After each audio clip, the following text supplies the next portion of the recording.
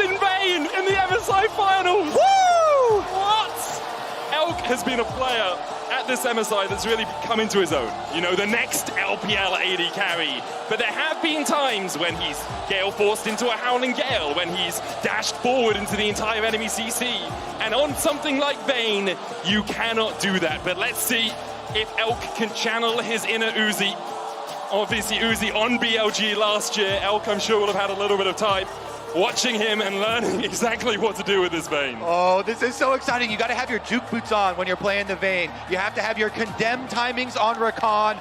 Picture perfect to be able to stuff those engages before they start, because BLG, they are not running any frontline, baby. BLG are all gas, no brakes, full damage, full CC. You can only dodge skills. You cannot soak them. And I mean, wow. Yep. Wow, wow, wow. Elk, oh, he is very quickly becoming a name that across the world, coming into this tournament in the old format, you would never have heard of this man. You would not know about this player. But Elk is looking to make a name for himself. Game 3 of the Grand Finals, and we've got a Vayne in the bot lane.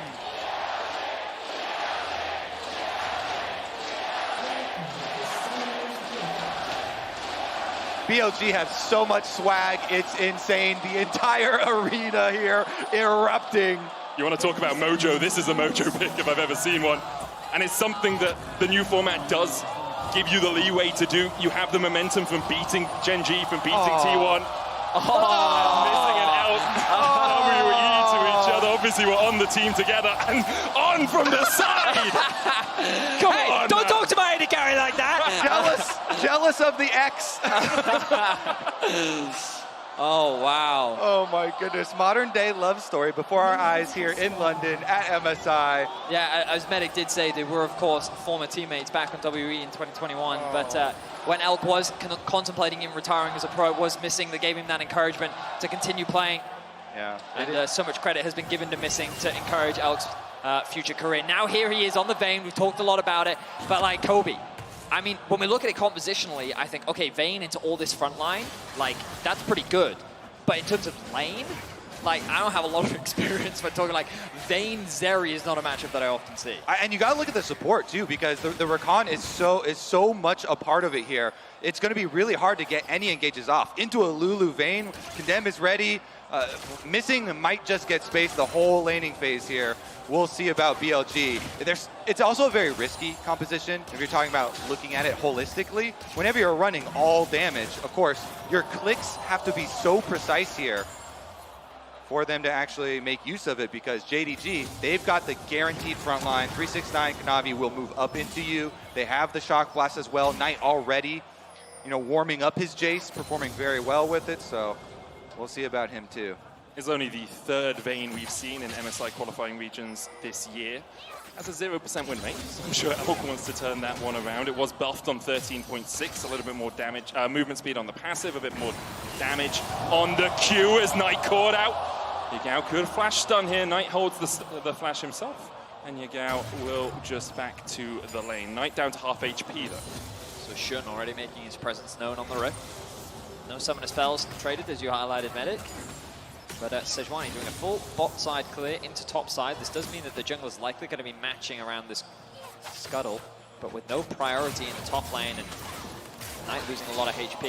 Nice trade from BLG's bot lane. Missing chunks to about 25% of his HP. Yeah, it's pain for the Rakan here in this matchup, but I really want to highlight Shun for that gank on mid. Small ganks like that of chunks of damage mean so much for these mid matchups, where we saw, you know, if the Jace is allowed freedom to punish an Annie, push you under turret constantly, then you don't get those big Annie roams, you get the Annie behind, and it doesn't have the explosive effect you want, and the Jace gets to become this massive poking machine. But if jungle can intervene and take away a lot of these early levels where Jace is trying to have the advantage and harass the Annie down, and take advantage of that range, then it really changes the dynamic. Yeah, Shun actually skipped his Krugs on his top side of his clear. Now goes down to the bot side scuttle cap. Now can look to gank Knight, who doesn't have much mana, but with the wave pushed in, can just back away and then TP back if that wave gets too close to his turret before he can walk back to lane. And you can see the positioning of Knight. He's always keeping in mind the flash W range from Yagao, because that's what you have to worry about. The Q range, not as scary because the travel time of the stun gives you extra a little bit of time, but he makes sure that he's not going to let Yagao move up through minions towards him to get the instant W1 off there and allow Shun to get in. Now, Kanavi will have a fairly decent jungle advantage, given that Shun, starting on his Gromp, is actually pathing towards the top side of the map. Meanwhile, Kanavi already getting the re-clear of his Raptors, and with the information that he now has, he's going to drop a deep ward to see if he can track out Shun and see what he's up to. Won't decide to contest that Gromp. Of course, he doesn't really have any information, nor does he have his bot lane available. But he is getting that XP and farm advantage as Shun, perhaps catching 369 unawares. And ward not quite on the right side of the bush to spot out the river ward there. So though Shun thinks maybe he's out of vision, he is very much spotted by 369. The wave not in a great shape for 369, but he's on Sion. You sacrifice a few minions, you back away, you make sure that you're not caught as he manages to put some damage down into the back of Bin. Keeping my eyes on this bot river again, you'll see how much vision is invested as Yagao and Knight go for a bit of a trade. Right. Stepping forward here, Yagao down to half, gets the stun off. The ward there will help Knight. Kanavi can jump across the wall as well. Yagao still holding his flash and doesn't need it to escape. Elk dashing forward here, flash away the heal as well. Elk with a little bit of a misplay as soon as that tumble was down, Missing was able to go in. That's huge. 2 summoner spells for 0 here. Really big. JDG now opening up possible plays down here. Elk only has the cleanse to rely on. They're going to need some extra wards. They're going to need some extra coverage. Oh, Bin flashing, slicing Maelstrom. 369 will be able to flash under the turret. In the end, it's just an exchange of summoners in the top lane. Yeah, but now he's concerned about a potential dive. They know that Yagao is underneath this tower. You can also see Knight moving into the fog of war, topside river, to see if he can spot out Shun. Information should be gained relatively soon. Ward. Okay, they're suspicious of Shun. But Kanavi actually building a pretty good lead. He was able to steal away the Gromp as far as I can tell. On though. Ruler dashes across the wall, Missing goes in, can dash back to Ruler. Shun can't quite get in range. The Condemned doesn't lock him against the wall, and now Kanavi coming in for a re-engage. The flash forward knocks up Help, the shield, the heal, but the permafrost will lock him in place. Shun flashes, and he will escape as Ruler flashes forward. In the end, a 1-0 in favor of JDG. They punish the flashless Vayne. He even blew his cleanse as the stun from Sejuani came in, so now he's got nothing left. The Vayne pick, tenuous here. Yeah, and I think Missing just basically wanted to keep the fight going. You know, sometimes you'll see pros diving in, even if it looks a little bit more dangerous than it should be. It's almost like bait that false sense of security. Oh, we just got a really nice trade. Oh, we have a health advantage here. We might even be able to find a pick. But Missing, leveraging his mobility to dash back to the safety of Ruler, kind of baits Elkin on to then overstay in the lane, and that gives Kanavi a clean avenue of attack where he finds a knock up onto 2 with his Q. And it was very close on the wall to almost having the good angle to be able to get the stun with Condemn. But as you said, Missing, he's able to get a jump through, and then the Condemn just pushes him further away. And that Sejuani with the advantage, Kanavi knows he can flash in on this Vayne. There's nothing left for Elk to dodge. So JDG, they take control in the most important area of the map. Wave pushing back towards them right now, too. Ruler is so happy right now. Of course, Ruler feeling a lot more confident in this matchup. He has about a 400 gold lead. We're going to take a look back at this again, and you'll see here Missing gets the 2-man knockup as Ruler is going out. But again, this is to kind of bait them in to stay into this fight a little bit longer. Then they realize too late that Kanavi is going for this play. Doesn't care about the slow, thanks to the passive, and then gets that 2-man knockup with his Q. The cleanse comes out from Elk, but the death has already been secured, which means that JDG walk away with first bloods. But the good news for BLG, Bin has about a whole kill advantage, even more so. He has about a 500 gold lead in the isolated 1v1, just due to the the advantage that he can gain on this Kennen into the Sion matchup. Yeah, we'll see if that outweighs the jungle here, where Sejuani, level 6, has ulti ready. Maybe he can make an early play. Shun trying to farm up his Krugs, gets his level 6, gets his red, but it's all WoW. The early start on Rift Herald here. Already bot lane's moving up though. It's On and Elk who have a slight mover's advantage as they look for damage onto Missing. Can knock him into the wall, they'll do so, but no third silver bolt proc. Shun now in the pit. 369 trying to keep Yagao where Bay as the charm comes out and Ruler starts to rampage through BLG. On already down, Elk tries to answer with a bit of damage to his own and Yagao with a flash forward will be able to get one. Ruler trying to get away from the Tivers, he'll be able to escape. Shun forced off towards the top side of the fight as the Rift Herald was taken by 369. Big for JDG here. They get the objective. They get the counter kill too with Yagao coming in to flash. It was a big play from Missing. He finds On, takes him down.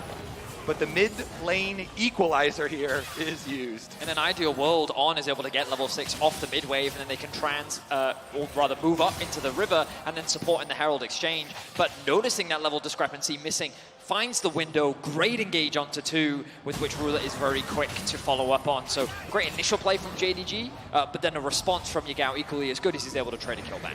Yeah, and then the sturdy tanks over there getting the objective is Missing is Rakan, no problem. We'll be able to slip out. But the Sejuani, Sion, being able to get that objective, and they use it. They start it really far back in top lane, so they've got the travel time to work with, sending Ruler up there with this. Missing, stunned, locked up, isolated, but still just able to dash out in time. Shun going back forward, Glacial Prison, gonna go wide as Shun is locked up and answers a 1-for-1 there in the mid lane. I don't know if that was worth it for Shun. He'd missed out on a kill on Missing earlier. He was committed to it this time. But with no ulti and no flash, it means that Knight picks himself up his first kill of the game. It lets JDG know that the jungler here is going to be in base, so this Rift Herald will get shoved all the way in for Ruler. Kanavi even comes through to try and help. Does split a little bit here as Elk is going to be able to secure the rest of the cannon wave. So it is just 2 plates. Could have been a lot worse there for BLG. And I imagine that they will head straight towards this bot Drake. But with the push that Knight and Missing have secured, they can move into the bot river. And again, I want to highlight this vision in a second. I want to highlight that when you look at some of the wards that have been invested from the side of JDG, they've got great control wards littered around all of the entrances. They're also sweeping out any potential vision that BLG might have. And so even though a potential cross map was there, because Shun ended up losing his life, they are very delayed in actually setting up for this objective, meaning Kanavi can now actually respond. All right.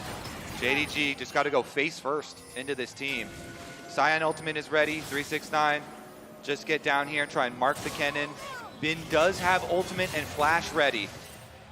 He's still sitting top. Oh, he's walking back top, yeah. No teleport, he's walking back top. Looks like they're making the call to give it. Only the first dragon of the game, so not too consequential in the long term, and it's a little bit late as well, not a pre-10-minute one.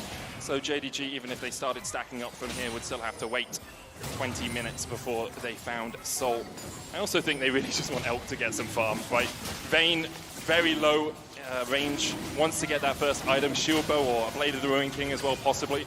We'll see where Elk decides to go as he trades with Ruler in the bottom lane. I just feel like this game is going to get really difficult for BLG to play because 369 has all these answers for Bin for team fights. Not for lane at all, but in going spellbook, you see here, he preemptively, you swap over to the exhaust for the team fight possibility. Once he saw Bin walking back on lane on the minions, he was like, okay, great. They decide to give it up. I know he doesn't have teleport. I'll go back to lane as well. So JDG, Dragon number 1, they start their momentum building now.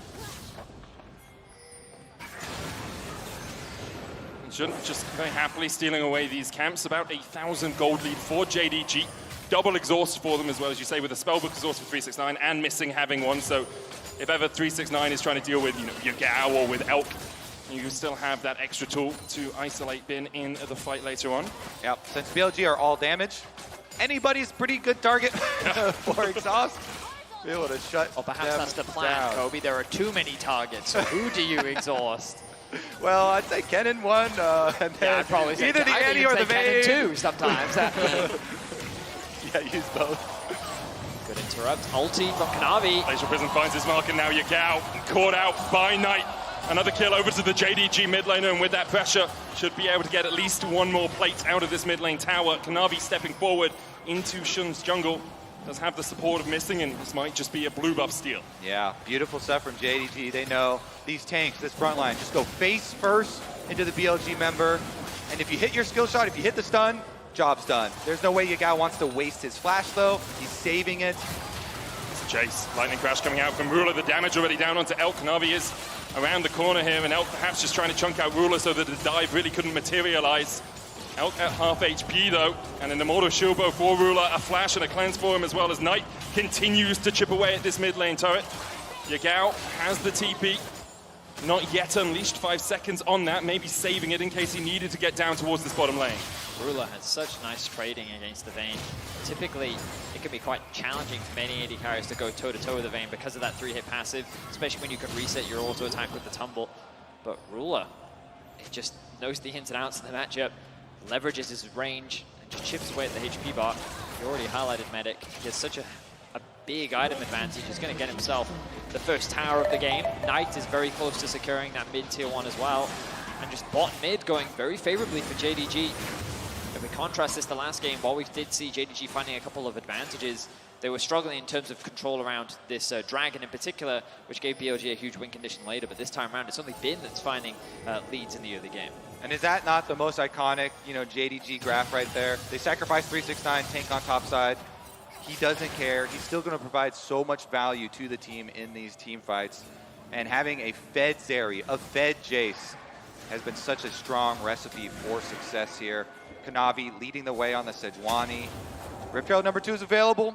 So another chance for JDG to force BLG's hand. Probably should just call it. BLG do like to take a skirmish when they can, but 3,000 gold down, I think it might not be the best of situations for them to try and fight. Crown now finished on Yagao.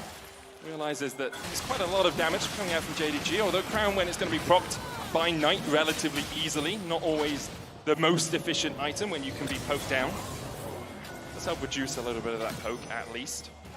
Now BLG's whole hope is to be able to just surprise and flash onto the back line of JDG with all of their damage, but it's so difficult to do, and that's why people get so hyped for these types of team comps when BLG pull this out. It's because it's so risky. Yep. It's so hard to pull off.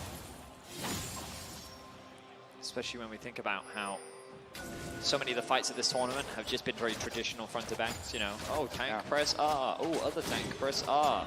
Did the carries get caught? Yes, ooh.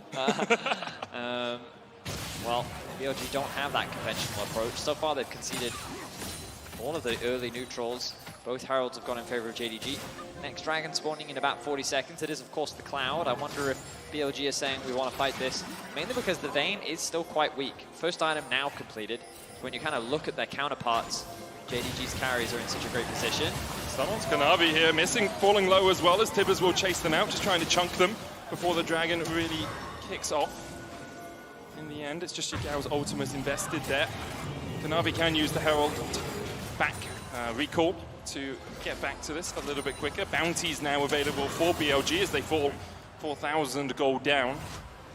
And the thing is, if BLG can find 1 or 2 fights, they're very much back in the game. But right now, JDG just aren't giving them anything to really grasp hold of. They're not giving them an avenue to approach these fights. Yeah. That's the benefit of also having your front line, is they can face check rushes. Yep. It makes it so much easier to control the vision game. And it's even Rakan, who's not that tanky, has the extra dash that we just saw utilized very effectively. And BLG know it's so risky for them. Just trade Dragon for objective bounties. Okay, and fall for the Wild God, knock up and missing will fall to On.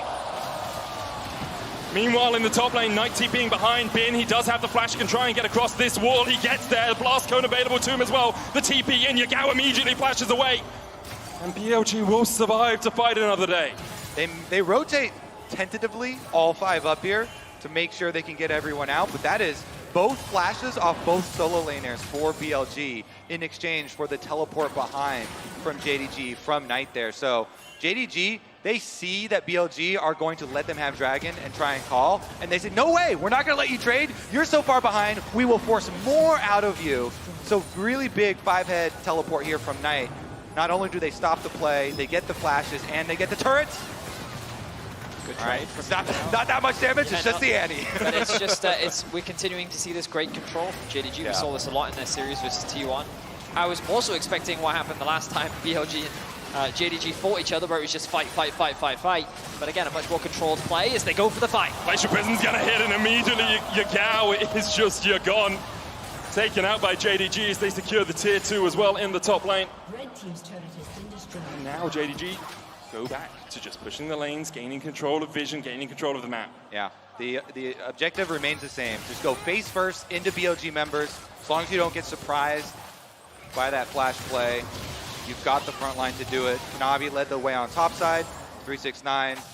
Despite the troubles early on, unperturbed in the bottom side, in the side lane now, he's tanky enough. And it's just, it all started with that bot lane play where they were able to, in the 2 versus 2, get Elk's flash and cleanse, which meant that they could then find that gank from Kanavi.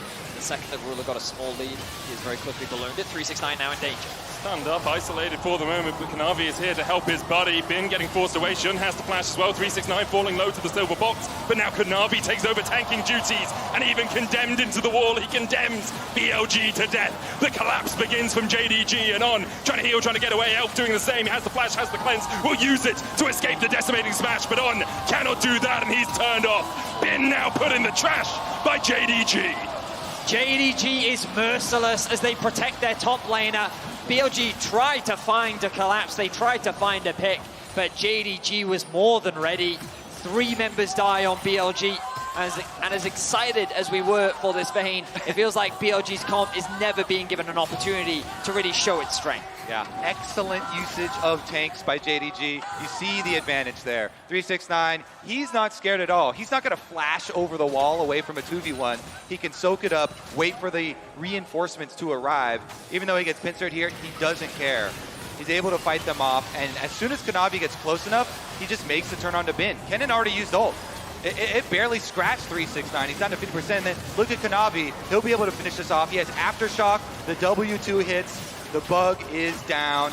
It's just too good. They've got the range from Knight backing them up behind the safety of those 2 tanks, and they run them down. The fight is also very scattered for BLG, right? You have On trying to come in from the top side of the river. He has no real way to contribute. He uses his ultimate very early to stop Knight from diving onto him, and then basically he spends most of that fight just running away from multiple damage threats from JDG, hunting him down. JDG now, though, have their eyes on Bin. Kanavi across the wall, the Glacial Prison hits the Hextech Rocket Belt, not enough to escape, and now Knight 6-0-1 on this Jace. You have to wonder, gentlemen, if the Jace has been the problem the whole time. You feel so? Knight's Jace once again having a pop-off performance. The Baron will be started, the Baron will be uncontested, and JDG in clinical and dominant fashion are looking to secure game 3. For BLG, 9,000 gold down. There's only scraps to be picked up from aside the table. 369 charging down towards this bottom lane to try and answer. The Ginsu's finished for Elk. Maybe it's enough, but I very much doubt it. As Shun caught out here, the Tibbers used just to stop the decimating smash. As 369 may have been able to win out that 2v1. Yeah. BLG in this game, I think, have just strayed a little bit too far from the light. you can play Bin, Gwen. You can have some carries topside, but not carries everywhere. If you forego the tanks, then it's just so easy for JDG to move in. And you mentioned the Jace. The shock blast just hit like a truck. The poke damage is not really poke. The poke damage is going to run you through. I do get the Vayne pick, though. The passive called Night Hunter, and obviously the Nightman is on the enemy team in the mid lane, so perhaps Elk thought there was a little bit of a lore advantage as JDG continued to step forward here. Kanavi low, though. Forced to flash away. Bin looking for the flank. Does not have the flash. I think it's just come off cooldown. With Maelstrom as well. With that Rage Blade for Elk, the dream scenario, trying to use that true damage to cut through tanks is, it's the theory, but you have to get pretty late to actually be able to do that safely. And JDG don't look like they're going to let BLG get to the super duper end game. 23 minutes in, already pushing on 2 inhibitors at the same time. Kanavi taking the Dragon. It's a Mountain Drake for them. Would put them at Soul Point. TP behind. Elk still defending under the tower. Bin is taking the longest flank I've seen in years. Starts off in Narnia. Let's see perhaps if he can find out Ruler. Still a flash and a cleanse though for the Zeri. Dashes in, lightning crash. Cleanse away, flash away from the slicing Maelstrom. And now it's all on Elk to try and really open up. But immediately JDG just dive back in. There's no escape from Knight as he finds the kills. The double for Ruler as well. BLG's backs are completely against the wall, and in the last hope of desperation, Bin tries to find the flank, but it is the flanker that is crushed. JDG, with a near perfect game, will stomp BLG. and put themselves on match point, title point for JDG, Benite and Ruler, who have waited so long for the sweet, sweet victory. They are now just one game away.